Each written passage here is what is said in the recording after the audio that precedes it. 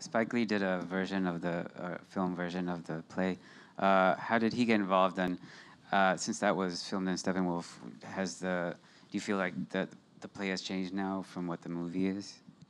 Yeah. So I'll answer those one at a time. So first, Spike Lee and I, and Danya, actually, we are all at the same agency. We're all at ICM. And so anytime somebody gets something that Spike might like, they shuttle it to his office and they send it to him. And my play was one of those properties. He hadn't seen the play. He just got the script and he read it and he fell in love with it instantly. And now that I do know him, he is a person who gets things done. And when he likes something, he gets it done. So he called me and he was like, I want to film this in Chicago.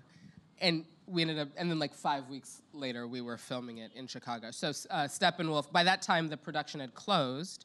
Steppenwolf was gracious enough to then rebuild the set in their downstairs theater. It had played upstairs. They rebuilt the set in their downstairs theater. We had like 4 rehearsals, maybe 3.5 with the actors. We actually added an actor because in film, the character who plays in the play, one actor plays 2 characters. He plays Mr. and the officer. But in the filming of it, Spike was like, that doesn't really make sense. Actor doubling doesn't make sense in film.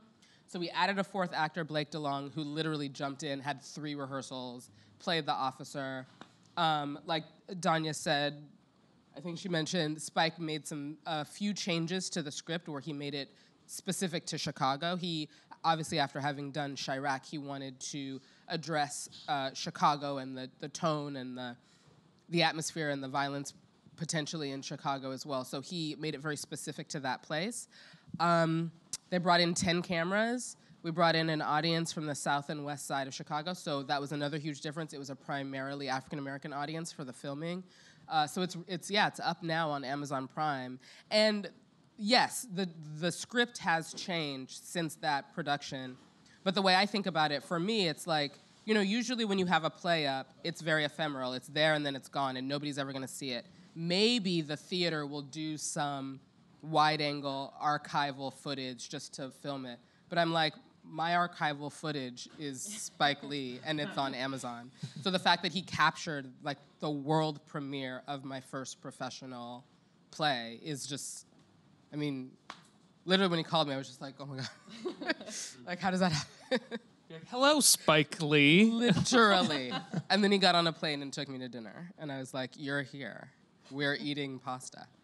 It was amazing. And what was it like talking to Spike Lee? He lives up to everything that you kind of think about. I've interviewed him a couple of times. It's like, you are Spike Lee. Like, that's like, exactly. You are no different than what I thought you would be. It's so awesome. Exactly who he is. And more so.